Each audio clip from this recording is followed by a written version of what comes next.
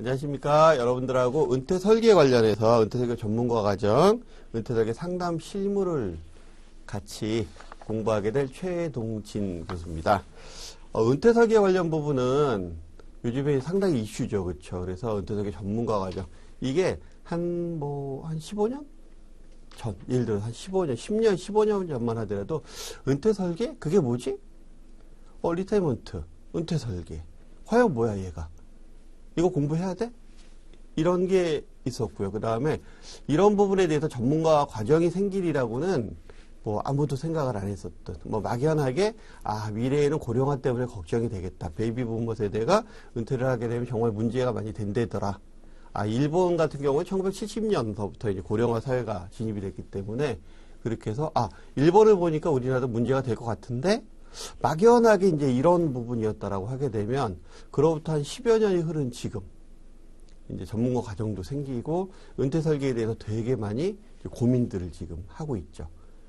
그래서 향후에 베이비부모 세대가 계속해서 은퇴를 지금 하게 되고, 또 중간 세대가 은퇴를 하게 되고, 또 에코 세대가 은퇴를 하게 되는, 물론 미래 얘기겠지만, 점점 더 그런 부분에 있어서 은퇴라는 부분이 굉장히 중요한, 아마, 포션을 차지하게 될 부분일 거예요. 그래서 전체 산업 부분에서도 실버 산업 부분이라는 부분이 굉장히 큰 이제 어떤 하나의 성장 동력 한동안은 그렇죠. 그 다음에 실버 산업이 한동안은 성장 동력이 되다가 그 다음에는 이제 시장이 좀 바뀌겠지만은 현재는 굉장히 중요한 포션을 차지한다라고 보시면 되고요. 그래서 저하고 요 3권에 해당하는 책을 전체적으로 살펴볼 건데 책 내용이 크게 어렵지는 않아요. 그 책 내용이 크게 어렵지는 않은데 안에 저랑 같이 하나하나 이렇게 읽어가면서 문장에 해당하는 내용들을 좀 자세히 살펴볼 거고요. 그 다음에 실무에서도 좀 적용하는 부분들이나 아니면 일상적인 얘기들도 같이 섞어서 얘기를 해드릴 거예요. 그래서 자 목차를 먼저 한번 보시면 페이지 9페이지 목차를 먼저 한번 보시면 제1장 은퇴 설계 상담과 비재무적 요소 해서 은퇴 설계를 상담하고 또 은퇴 설계는 재무적인 요소도 있지만 비재무적인 요소도 굉장히 중요하거든요. 그래서 재무적, 비재무적 준비를 다 해야 되는 게 은퇴 설계인데 그 중에서도 상담과 비재무적 요소에 대해서 1장에서 나오는 거예요. 그래서 1절에 노년학과 에이징. 과연 나이를 먹는다는 거에 대한 게 뭐냐? 라는 부분에 대해서 고민하는 거. 요게 이제 노년학이고요. 그 다음에, 나이를 먹는 거. 그거에 대해서 또 고민하는 게 에이징이죠. 그 다음에 가치 디자인, 잡 디자인, 주거 디자인, 관계 디자인, 그리고 라이프 디자인. 이런 식으로 해서 디자인 부분이 많이 나오는데, 가치 디자인 같은 경우에는 과연 내가 은퇴 이후에, 청소년기 같은 경우처럼 비슷해요. 사람이 태어나서 살다가 보면 청소년기라는 때를 맞이하죠. 그때 우리가 정체성에 대한 혼란이 오게 되고 그 다음에 나에 대해서 다시 한번 생각하게 되고 아주 질풍노도의 시대를 또 겪는 것 같은 그래서 굉장히 방황도 많이 하고 하는 시기가 우리가 청소년 시기 한번 거쳐 지나가잖아요. 그렇죠? 그러고 나서 쭉 이제 살다가 퇴직을 맞이하고 은퇴할 때쯤 즉 한 50세에서 60세 사이 이때쯤 되면 다시 한번 정체성의 혼란이 오게 되고 과연 내가 뭐하고 살았지? 여태까지 난 뭐지? 후회말 누구냐 이거죠. 이런 부분 그 다음에 그동안 내가 어떻게 살았는가 이런 부분에 대해서 굉장히 혼란기에 다시 제2의 청소년기가 오게 되는 그래서 나의 정체성을 다시 찾아야 되는 그런 부분들이 오게 됩니다. 그랬을 때 우리가 정확하게 내 가치가 뭐고 그다음에 내가 목적하는 바가 뭐냐 라는 부분에 대한 고민을 해야 되는데 그런 부분들이 나와 있는 거고요. 그 다음에 은퇴 이후에 계속해서 저희가 고령화 시대에 살고 퇴직한 이후에 30년, 40년을 더 살아야 된다라고 하게 되면 일이 있어야 되잖아요. 그렇죠? 그래서 그 일에 관한 부분 그리고 삶을 이루기 위해서는 내가 일정한 곳에 거주를 해야 되잖아요. 그렇죠? 그렇기 때문에 과연 그 거주하는 부분에서는 또 어떤 고민들이 있는지 그리고 이런 얘기가 있어요. 뭐냐면 내가 퇴직을 하고 또 은퇴를 하고 나서 나와 같이 사회적인 관계에 있어서 가족 말고요. 가족 말고 사회적인 관계에 있어서 나와 같이 얘기를 나눌 수 있는 친구가 과연 몇 명이나 될까? 진정한 친구가. 그런 진정한 친구 선언만 있으면 인생을 사는데 크게 사회적인 관계에서 불편하진 않다. 괜찮다. 라고 할 수 있을 정도로 사실 인간관계 부분이 굉장히 많은 사람을 알고 있는 것 같지만 실질적으로 그렇지 않은 경우가 많다라는 거죠. 그렇기 때문에 근데 사람은 사회적인 동물이기 때문에 그런 관계 속에서 같이 나가는 부분, 그다음 라이프 디자인, 삶에 대한 디자인이죠. 이런 부분들에 대해서 하나하나 단어를 읽으면서 상세하게 저하고 살펴볼 거고요. 2장 프로세서별 은퇴 설계 상담 실무 부분에서는 관계 정립. 자, 고객하고 상담을 하려면 고객이 누군지 내가 누군지를 서로 알 수 있는 그런 시간을 가져야 되잖아요. 그런 시간을 가지면서 우리가 고객과 신뢰를 쌓게 되고 그런 신뢰를 쌓게 되면 고객한테 저희가 아주 유용한 질문을 할 수 있게 되고 또 고객이 얘기하는 것도 들을 수 있게 되는 질문과 경청. 그리고 이런 부분에 의해서 재무 목표를 파악할 수 있고 또 정보 수집 면담을 할 수 있는 부분이 되고요. 그리고 그 파악한 내용을 갖고 제안서를 작성해서 제안을 이제 상담하게 되는, 그러고 제안 상담에서 실행까지 이루게 되는 그런 부분들에 대해서 다루는 게 프로세서 은퇴 설계 상담 실무 과정 부분이에요. 요건 이제 현업에서 많이 저희가 이제 고민하게 되는 부분이고, 그렇게 했을 때, 자, 고객과 관계 정립하고 이런 부분이 있을 때, 과연 이 고객의 성향은, 과연 이런 고객일 경우는 어떻게 어프로치 하는 게 좋을까? 이 고객에 대해서 주의할 점이 뭐가 있을까? 이런 부분에 대해서 조금 더 연구를 해놓은 게, 그게 고객 성격, 유형별 상담 요령과 모니터링 상담에 해당하는 부분이죠. 그 다음에 세대별 은퇴 설계 상담 부분은, 자, 라이프 사이클, 사람이 살아가는 하나의 흐름을, 라이프 사이클에 대한 흐름 중에서 그 안에서 과연 저희는 비재무적 부분도 중요하지만 은퇴 설계 전문가 과정에서 가장 중요하게 다루는 거는 재무적인 부분이거든요. 그렇기 때문에 그런 거에 의해서 현금 흐름.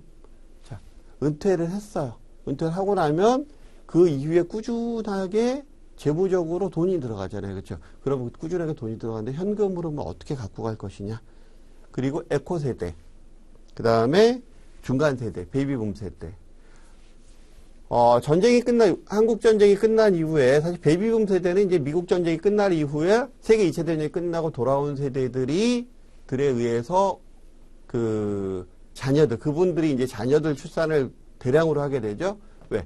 전쟁 기간 중에 결혼도 미루고 여러 가지 출산 계획도 미뤘었던 부분들이 이제 돌아오시게 되면서 결혼도 하게 되고 그러면서 급격하게 아이들이 늘어납니다. 급격하게 늘어요. 그래서 그게 베이비붐이에요. 한국전쟁에서도 마찬가지. 한국전쟁이 끝난 이후에 1953년도 이후에 인구가 굉장히 많이, 그렇죠? 아기가 굉장히 많이 늘어나게 되는 시기를 겪게 되는데 그 시기가 베이비붐 세대라고 하게 되면 그 이후에 중간 세대라는 게 있고요. 그리고 베이비붐 세대가 아기를 또 낳을 거잖아요. 그렇죠? 그렇게 돼서 또 많은 인구가 늘어나게 되는데 그 세대를 우리가 에코 세대라고 얘기를 해요. 그래서 우리는 에코 세대, 중간 세대, 베이비붐 세대가 한국 사회에 굉장히 많은 비중을 차지하는 그런 사회이기 때문에 요 세 세대에 해당하는 은퇴 설계들을 과연 어떻게 해야 될 것이냐. 연령이 다 틀려요. 그렇기 때문에 그 연령이 다 틀리기 때문에 살짝씩 다른 부분들이 있다라는 거죠. 그거에 대해서 이제 연구를 할 거고요. 그 다음에 고객 유형별. 조금 아까는 세대별이었지만 지금 고객 유형별. 그래서 고객 유형별 은퇴 설계. 그래서 근로소득자는, 개인사업자는, 그러면 자영업자는, 그리고 중소기업 법인 CEO는.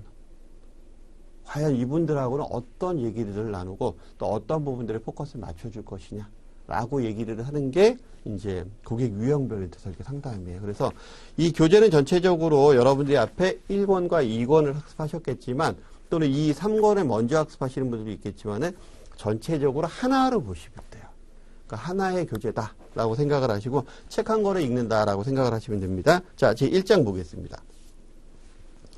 은퇴 설계 상담과 비재무적 요소예요. 은퇴 설계 상담과 비재무적 요소. 자, 제 1절에 보면은 노년학과 에이징. 그래서 한 페이지 넘겨서 제 1절 노년학과 에이징을 한번 보죠. 학습 목표를 먼저 한번 살펴볼게요. 은퇴 설계에서 다뤄야 할 비재무적 요소의 종류들에 대해서 알아야 되고요. 그 다음에 노년학의 정의와 발달 역사에 대해서 학습하고요. 그 다음에 에이징의 새로운 개념과 나이의 종류에 대해서 학습한다. 나이가 종류가 있나요? 있어요. 그래서 그 부분에 대해서도 한번 뒤에서 한번 살펴보죠. 자, 은퇴 설계에서 다루는 비재무적 요소 보겠습니다. 자, 초창기 재무 설계의 정의는 개인의 재무 목표 달성에 필요한 재무적 관심사를 다루는 일련의 과정. 즉, 초창기의 은퇴 설계는요, 재무적인 목표에 포커스를 맞췄다라고 생각하시면 돼요. 하지만 현대에 와서 재무 설계의 정의는 개인의 인생 목표, 자, 인생 목표 달성에 필요한 재무적, 비재무적 관심사를 다루는 일련의 과정이다. 즉, 재무적, 비재무적, 인생 목표, 즉 인생 전반에 걸쳐서 우리가 고민하는 걸 뭐라고 얘기한다? 은퇴 설계라고 이제 얘기를 한다. 과거에는 재무적인 부분이었지만은, 자, 그래서 재무 목표를 통해서 이루고자 하는 최종 목표가 재무 목표에서 인생 목표로 커졌고, 다루는 영역도 재무적인 영역을 넘어서 비재무적인 영역까지 넓어졌다. 자, 재무 설계의 범위가 예전보다 커지고, 그 다음에 커지고 넓어진 것은 시대 상황과 고객의 니즈가 변했기 때문이다. 라고 해서, 바로 밑에 보면은 대부분의 국가에서 경제 성장은 오랫동안 사람들의 삶의 질을 측정하는 핵심 요소였다.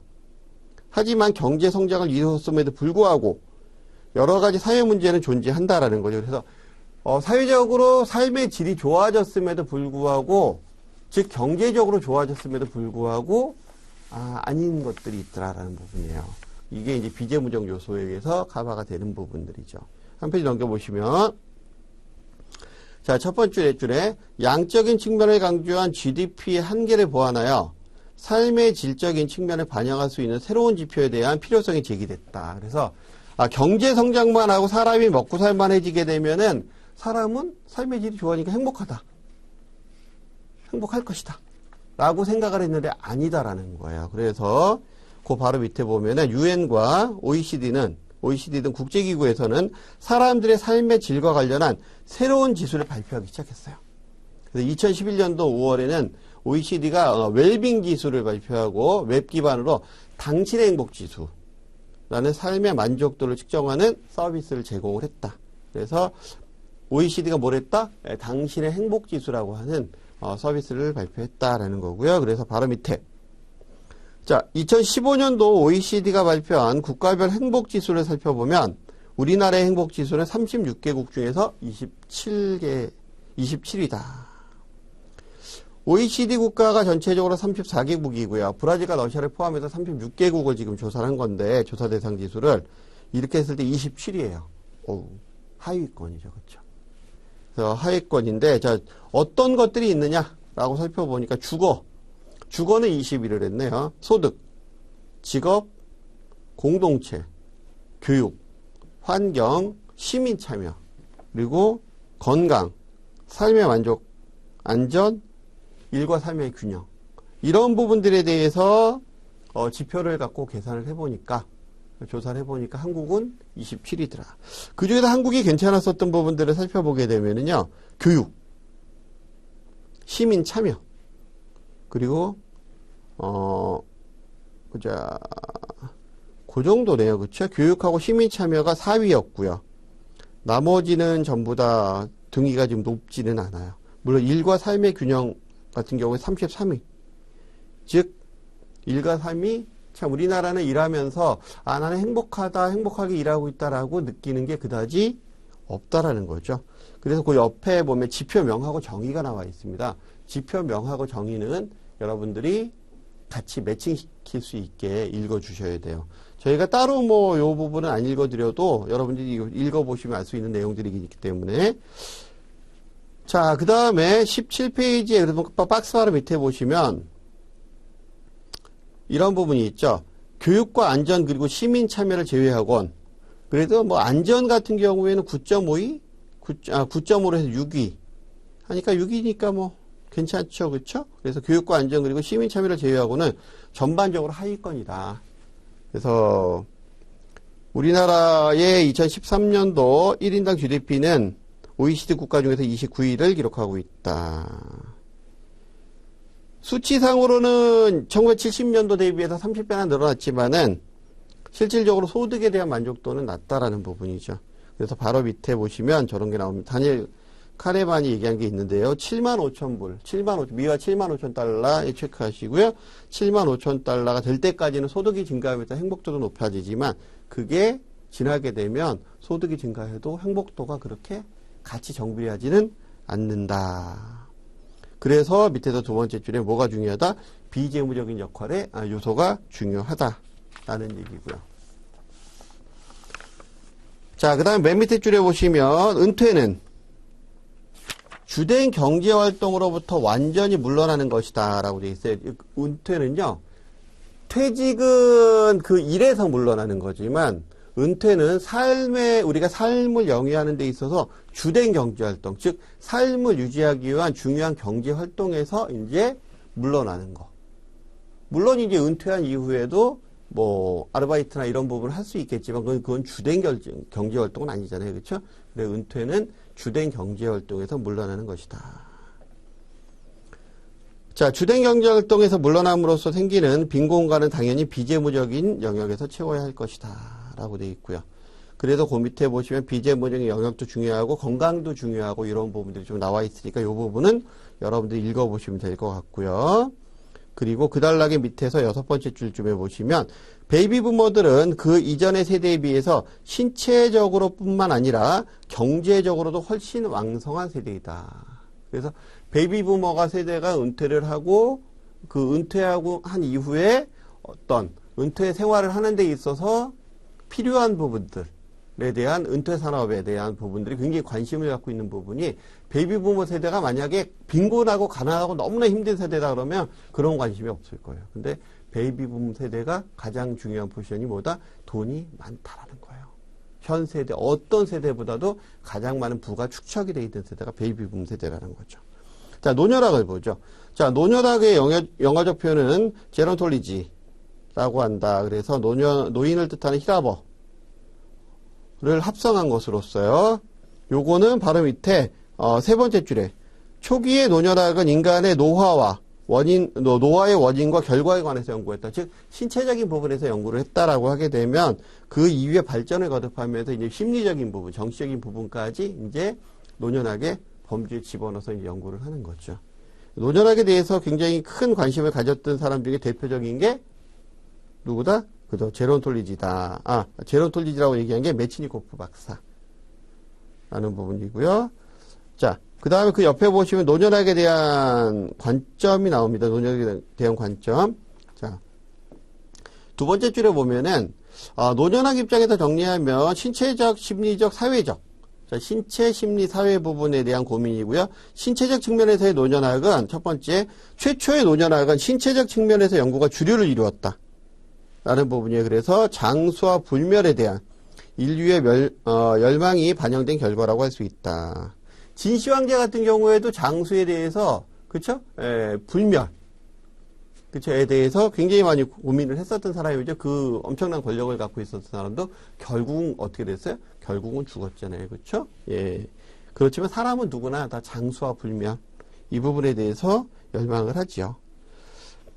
자, 바로 밑에 줄에 보시면, 인종에 따라 성별에 따라 혹은 지역에 따라서 인간의 나이가 들에 따라서 나타나는 신체적 변화 현상을 연구한다. 이건 무슨 얘기냐면 인종에 따라서 성별에 따라서 나이에 따라서 자 남자와 여자 관계에서도요. 여자가 남자보다 더 오래 살아요. 그죠? 그 다음에 선진국과 후진국 약간 그 경제 발전을 못한 나라 선진국과 후진국 따져보면은요.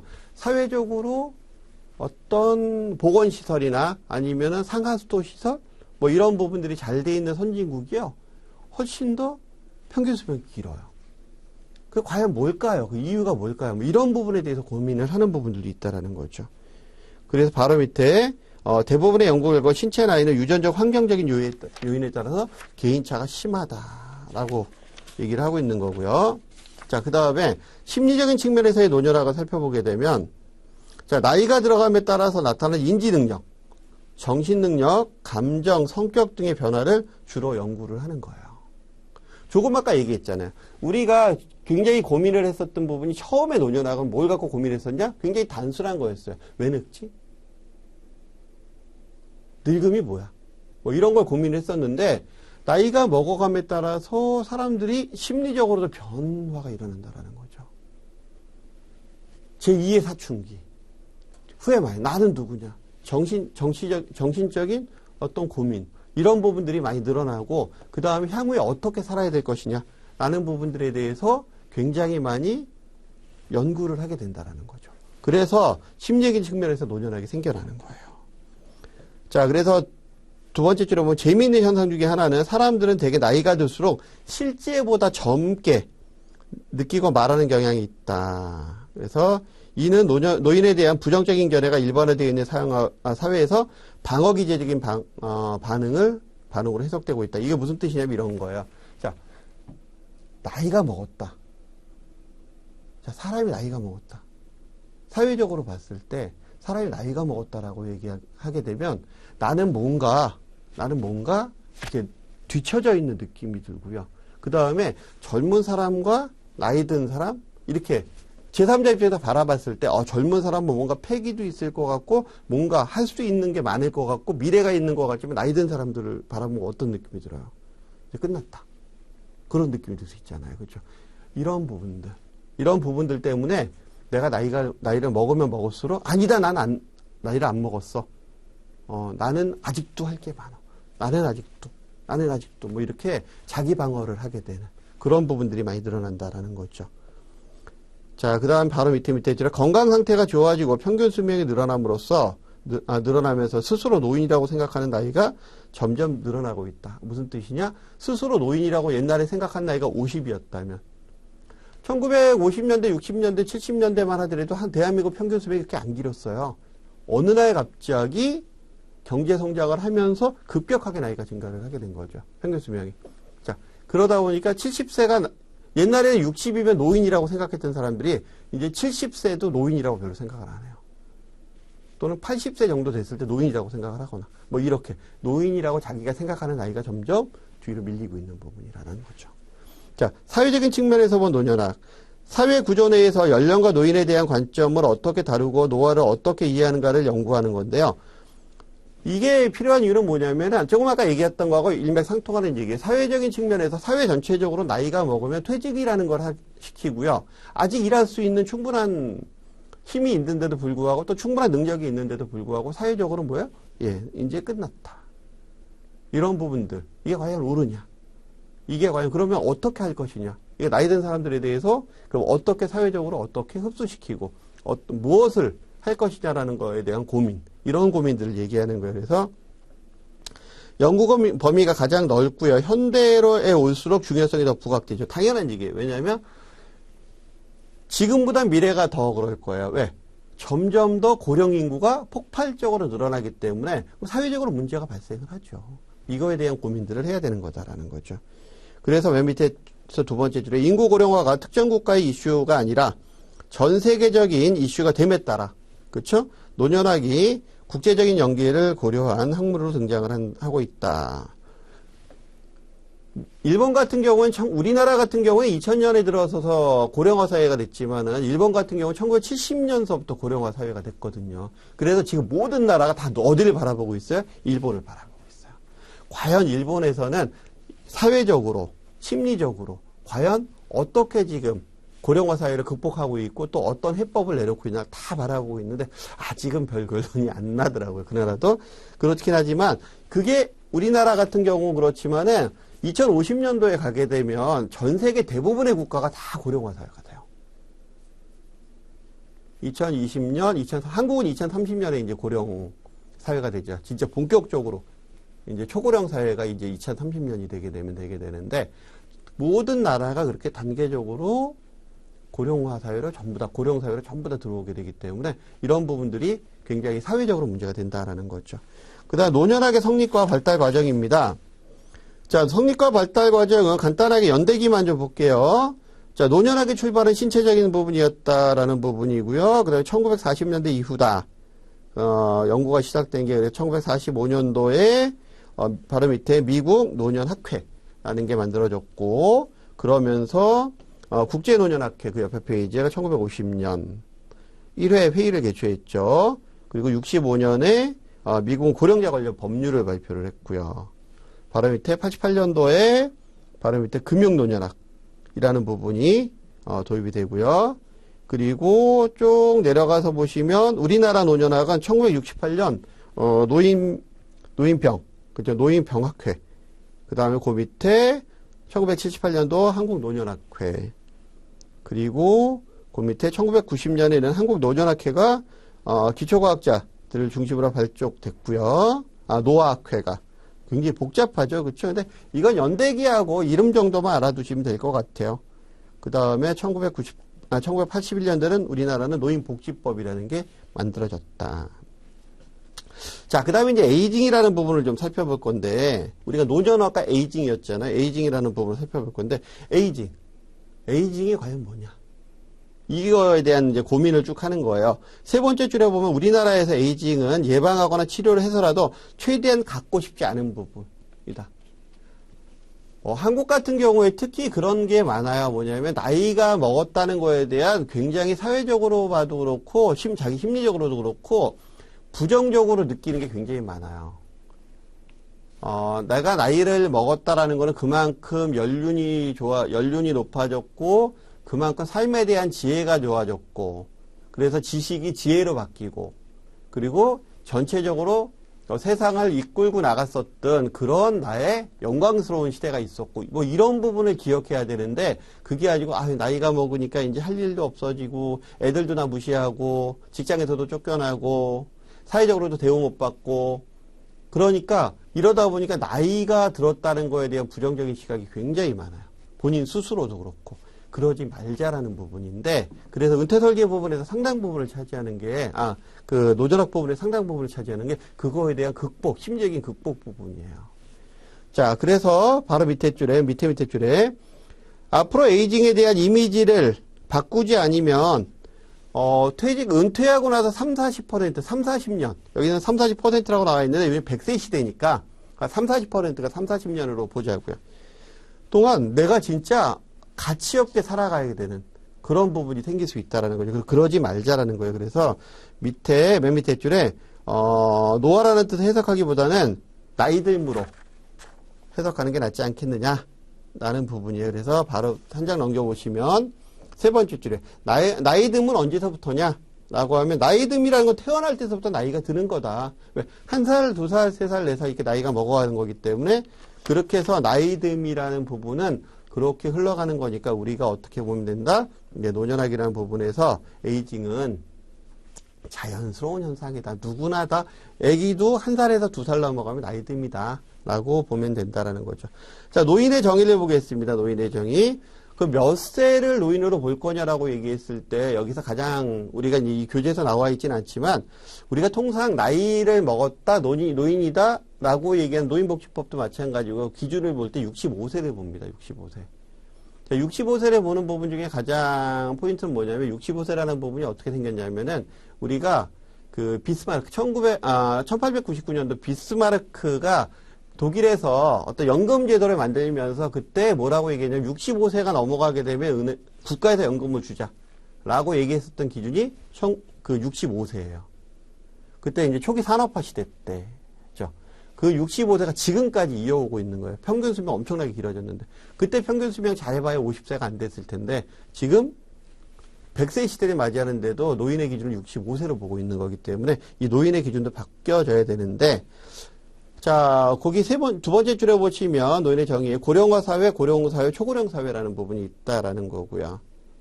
그리고 그 밑에 박스 한번 살펴보세요. 고령자 촉진법, 고용촉진법, 국민연금법, 노인복지법, 국민기초생활보장법 이렇게 나와 있는데 연령 기준하고 근거 규정인데 근거 규정은 말고요. 연령 기준이 어떻게 되는지 한번 좀 살펴보세요. 고용촉진법은 55세,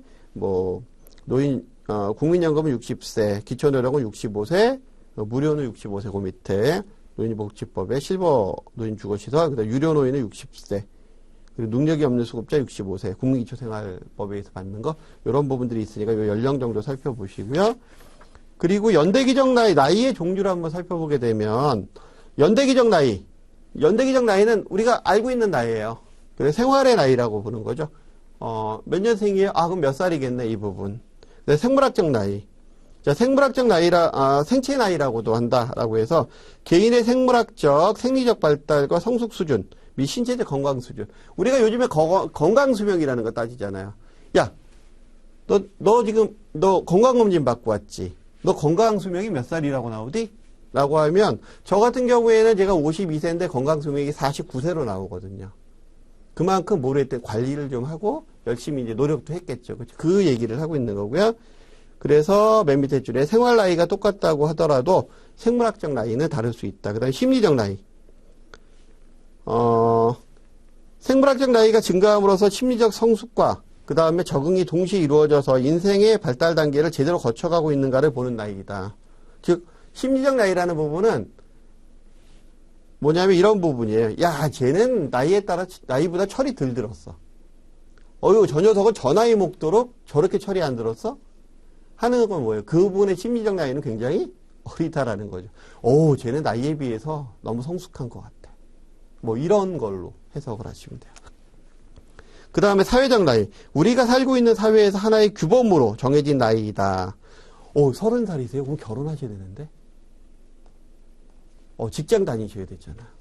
요즘에 청년 실업 때는 문제가 많이 되는데, 스트레스 받죠. 32살, 34살, 40살? 결혼 아직도 안 하셨어요? 왜? 우리는 40살이 됐으면 뭐를 했어야 돼, 사회적으로는. 결혼을 했어야 돼요. 자녀를 낳았어야 된단 말이에요. 이런 부분들. 이게 이제 사회적인 나이. 그 다음에 지각 나이. 이건 뭐 늦었다는 나이가 아니고 자기가 지각하는 나이를 얘기하는 겁니다. 자신의 나이에 대해서 주관적, 심리적으로 인지하는 나이. 그래서 실제 연대기적 나이와 상관없이 자기가 느끼는 나이. 나는 아무래도, 나는 어린 것 같아. 이런, 그렇죠? 자기가 느끼는 나이. 자, 그 다음에 이제 마지막, 나이듦에 대한 태도입니다. 완성적 개성형. 자, 대체로 행복한 사람입니다. 무언가를 이루면 새로운 활동을 찾아내서 자기 삶을 재조직할 수 있는 사람. 그래서 자신의 과거 역할에서 벗어날 수 있는 개성을 가진 유형의 사람이고요. 그다음 방어적 개성형, 성취지향적인 사람이에요. 그래서 이러한 유형은 나이가 자신의 삶에 부정적인 영향을 미친다고 생각을 해요. 그래서 계속 중년기에 머물러 있으려는 성향을 가진 사람을 방어적 개성형이라고 얘기하고요. 그다음 수동적 의존형. 의존 욕구가 굉장히 강한 사람이죠. 대체로 소극적이고 자신을 불행하다고 여기거나 타인으로부터 많은 도움이 필요하다고 느끼는. 마지막으로 비완성 개성형. 혼란스러움에서 인지적 손상이 있는 유형의 사람. 그래서 이분들 같은 경우가 이제 가장 그 제2의 사춘기를 겪으면서 굉장히 정체성의 혼란도 오고 그러다 보면 사회적으로 이렇게 도태될 수 있는 그런 부분에 해당하는 분들이다. 라고 보면 돼요. 자, 요번 시간은 전체적으로 저희가 뭐 살펴봤냐면은, 노년학과, 에이징에 대한 부분을 좀 살펴봤고요. 그래서 아주 기본적인 내용들에 대해서 얘기를 했는데, 재밌는 게 하나 있었죠. 나이가 참 여러 가지죠. 그쵸? 예. 여러분들 나이는, 생물학적 나이보다는 생체적으로 훨씬 더 건강해야 되고요. 그 다음에 심리적으로도 건강한 나이를 사시는 게 가장 좋습니다. 네, 수고하셨습니다.